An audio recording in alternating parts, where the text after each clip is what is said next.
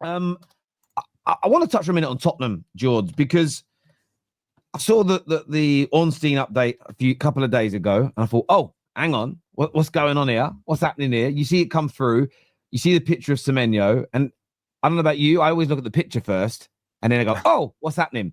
Yeah. And essentially, we'll boil it all down to the main point he was making. Spurs want Semenyo, but he's going to be too expensive. What's your reading of that situation? And are you concerned that you now won't make that move for him? Do you know what? I'm not as concerned. I think this is Tottenham doing what Tottenham doing. Like we're just putting it out there that we're not willing to pay what clubs want for players, and we've done this for many years. Tottenham just don't pay what clubs want. We're always going to try pay under. Do what like Man United do. Oh, we haven't really got money. We can't. They were briefing us before the summer transfer window. Tottenham aren't going to have that much money to spend, so they're going out there and they're just playing their cards. What I do agree with Tottenham in saying that Semenyo's not a £70 million player. That's what Bournemouth want from him. They want more than what we paid for Solanke. And let's have it right. We paid 65 million for Solanke. Part of that was because he's English and homegrown. If he wasn't English and homegrown, EU could knock about 20, 25 mil off that.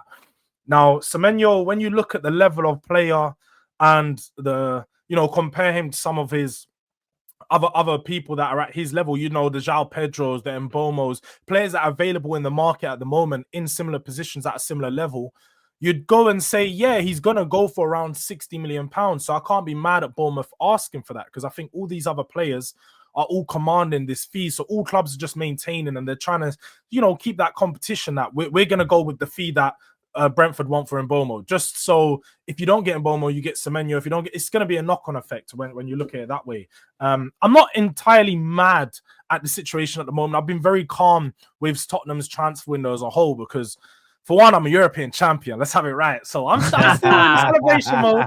I'm still in the celebration mode. I'm not in the, I'm seeing Chelsea and Arsenal fans are always in the, I want to win the transfer window. And they're all trying to get that little adrenaline pump from the transfer window. I know Liverpool, they're just having the greatest time ever. They won the league and now they got we've already won both. Yeah, you won them both already. Like this has been a great month for you. But from our point of view, I'm not that worried until we get into January. Still, we start approaching pre-season. So for this Semenyo deal in particular, I do agree with Tottenham that he's not worth that money, but I do think sometimes you have to pay what you want for the player. If Thomas Frank wants Semenyo as the alternative option to Mbomo, who looks like he's going to Manchester United, then that needs to be it. You need to go and get the player that he wants, the player that had a very, very good season last year. Now, you can do something to negotiate the deal where you do it in installments or however it needs to be. But if you don't pay 65 to 70 mil for him, you're going to have to end up paying that for another player at his level, or pay 30 million for a player like Tell. And that's the quality of player we're going to get in the Champions League. So we need proven, we need experience, and we need players that have done it in the Prem. We need to go and get the job done eventually. But right now, I'm a bit calm about the situation. Just need to see how it plays out over the next couple of weeks. Yeah, I agree. I'm a big fan of Semenyo, to be fair. I don't think he's worth 70 million, but I think Bournemouth they're probably they feel like they probably don't need to sell him. Do you know what I mean? They obviously have the Solanke money from last year. They've obviously sold a lot of their players, or going to sell a lot of their players this summer. I think PSG are interested in the centre back, and they're holding out for 70 million for him as well. Yeah. So Kirkhead's 40 million, Huijsen 50 million. So I think they're probably just saying, listen, we don't want to lose him, but if we do lose him, we want to get a good price for him. So I think with Semenyo, the question would be, and I think it's similar with maybe we're saying with Solanke, is if they move to say Spurs or move, say Mbeumo moving to Man United, those players, can they maybe take another step and obviously develop? I think that's maybe the risk that you're taking with someone like Semenyo. But I think he definitely does have the quality to go in and maybe kick on with someone like Spurs. So yeah, it's probably, I think 70 million would be a bit high. I'm probably thinking more 55, 60 is maybe where he's at. Even then, you might be pushing it a little bit. But yeah, I think he is a good player. Someone that could definitely elevate the squad. Because I think Son is someone that maybe might be moving on. I think they're Saudi. We're looking at being potentially interested in him. And Richarlison just hasn't cut it at Spurs. So I think he will be someone that would maybe go in and definitely bring something to the team. Do you know what? I'm glad to hear what you said, George. Glad to hear someone that isn't panicking over the transfer window. And I said this last week, and I'll give this analogy again. Just because you're panicking and by the way, people didn't start panicking on the 23rd of June, where we are now. They've been panicking since about the 25th of May. So it's been a month. So let's not let them pretend that, well, it's getting closer now, Terry. I'm allowed to panic. You've been panicking for a whole month. So that's really important to remember. And the reason why I say that, and the analogy I give is this: if I've got to be at work at 10 a.m. and it's an hour's journey, I think leaving at 9 a.m. or after is stupid because you're probably going to be late because of traffic. But it would be sensible to leave at about 8:30. Give yourself half-hour leeway. If you're a really prudent person, you might go 8:15. But most people are not going to leave for an hour's journey at 8 a.m. It's crazy. The way these guys are talking about, you've got to get it all done quick. These guys are charlatans because they wouldn't leave for work at 5 a.m. to get there. And that's how I view this, right? So it doesn't all need to be done straight away. I also did some research into this. When I was sitting in the sun over the weekend, I can't just lay there. I get really bored. So I started doing some research. And what I found, and this is a fact, and I cross-referenced it, did the maths, everything.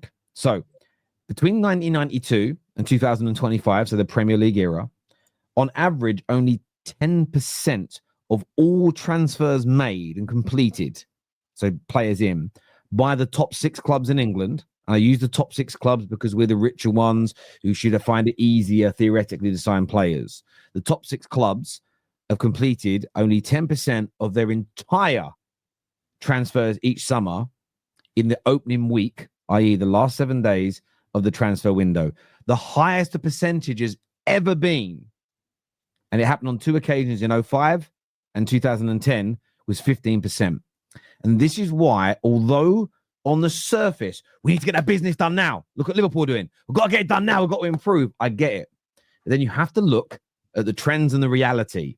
And if you go over the last 33 years, there's been times in that where Arsenal have been amazing and bad, United amazing and bad, Liverpool amazing and bad, and the percentage doesn't change by any crazy amount. By and large, the percentage around 10 to 15% of your total. So that means if you're signing 5 players, that means not even one on average is getting done in the first 7 days of the transfer window. So you can remain relaxed. And of course, what you'll get is people say yap him. That's because, but this is it. This is the issue. Whenever you give them a bona fide fact that a normal sane person thinking would go, a normal sane person's thinking would be, do you know what? I'm going to put pressure on the club to get things done. But maybe in the opening week, I'm not going to throw baby out with the bathwater and go crazy. Going to give it a little bit of time. And by this way, even if you get halfway through pre-season, George, and you haven't signed anybody, the guys that were moaning from the end of May, they weren't right. They're still wrong because it's not normal to sign for. What Liverpool have done is amazing so far this summer. They've got 2 official players in, right? Or was it 3? Well, 2 and then Kirk guys. Yeah. Well, they have Marmadash video as well from last year. So but this is crazy. What Liverpool doing is mad. They've got the Gay thing coming up. Will they going for Isak? Kirkes will happen. It's still only 2 players, right? It's not. They haven't done 5 completed deals by this date, right? And it's amazing. But, look, Arsenal have got Zubimini done. United have got Cunha. Don't look at City as an example. They rushed those deals through because of the Club World Cup. It's an anomaly. It's not the norm. And I just think the panic has been slightly overstated. And I stand on it. Yes, if Man United don't have anyone else in by halfway through our pre-season tour, the people moaning would say, I told you I was right. No, Brad, you're a spaghetti slinger. You threw loads of spaghetti at the wall and you're hoping something sticks. You're not right. It would be abnormal. It would be beyond. It has to be. How can the highest percentage ever be 15%?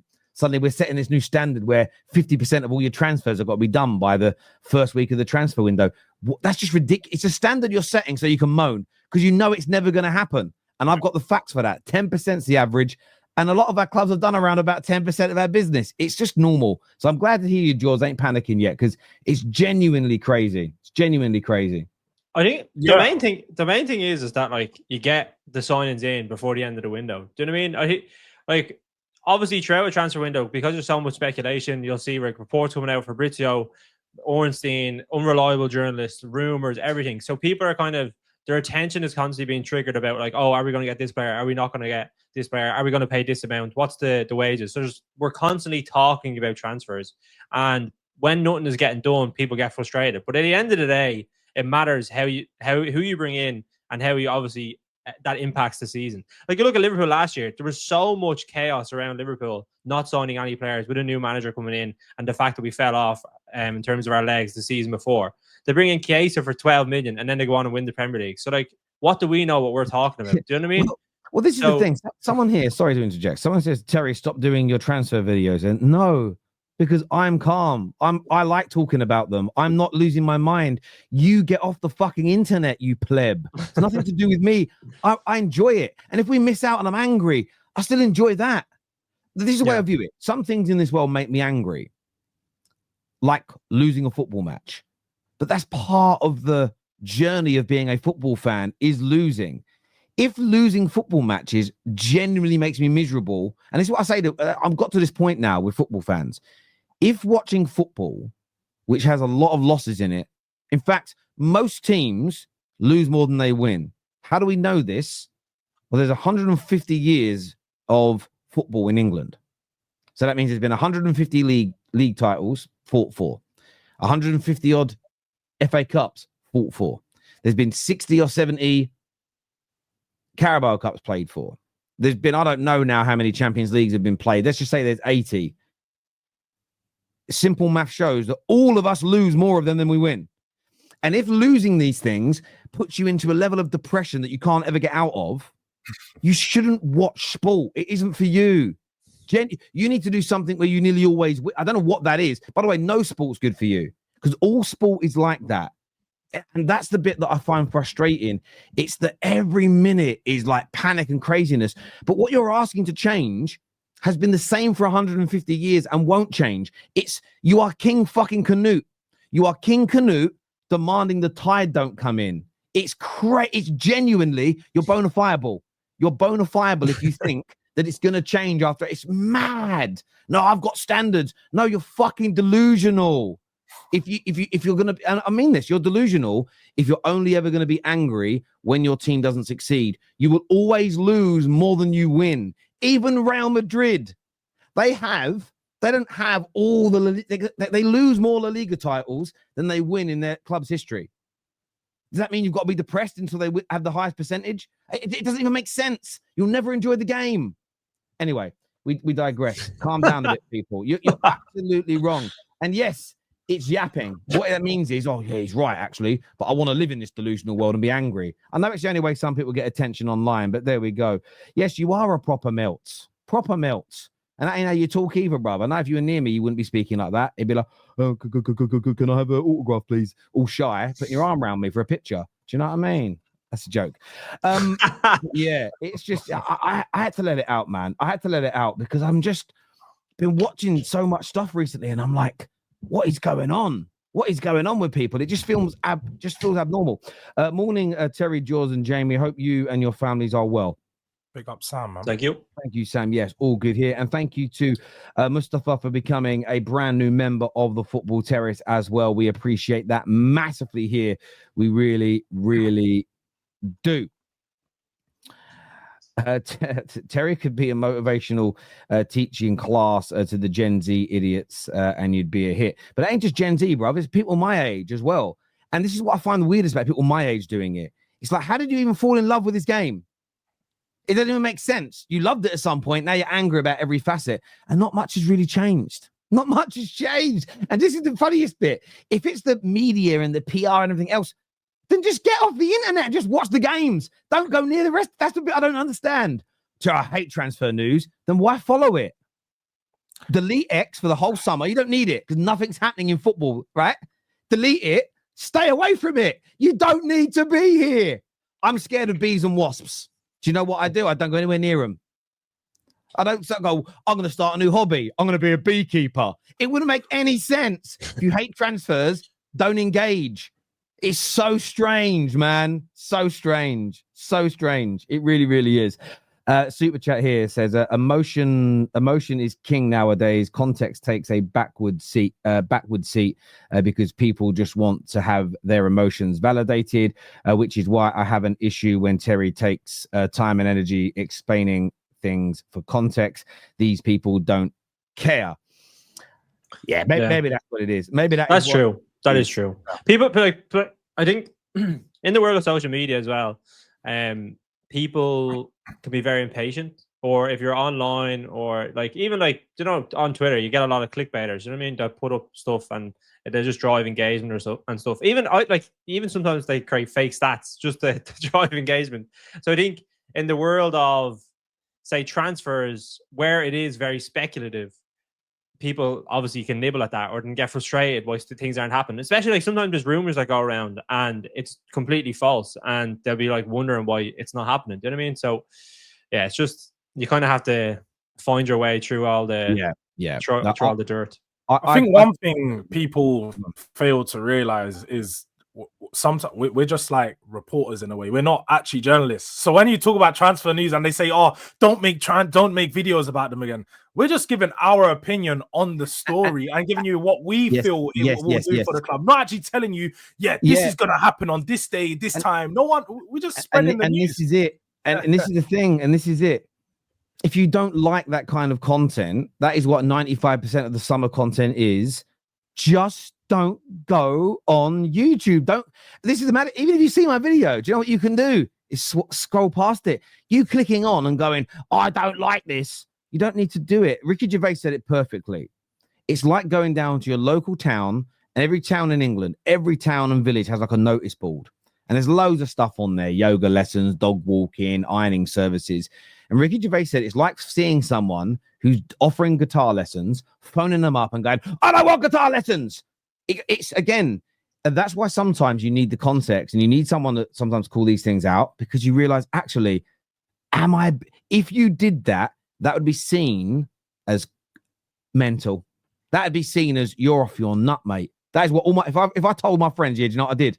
I got so angry seeing somebody offer guitar lessons, like I want guitar lessons. They'll all go, you self-indulgent prick. Again, if you don't like transfer, it ain't for you. So the people that enjoy it.